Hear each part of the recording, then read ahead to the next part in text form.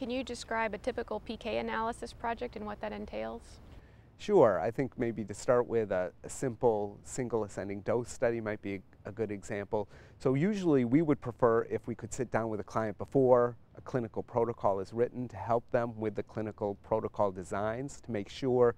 that the way in which the protocol is written and designed meets the objectives that the company wants to reach with this ClinPharm study. Then we help with the design aspects, the sampling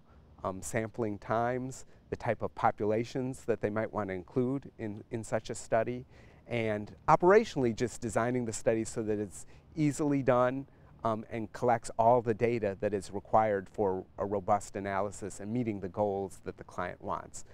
We then can interact at an operational level with both the bioanalytical lab and the clinical research unit to collect all of the data, make sure operationally the study is being conducted up to the best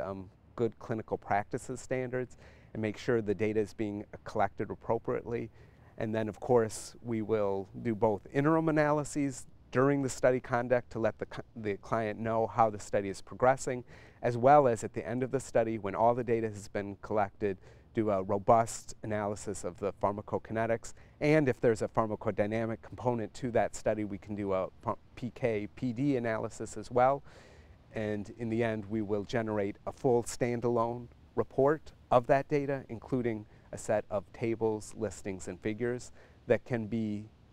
issued as a standalone report or incorporated into a more complete clinical study report.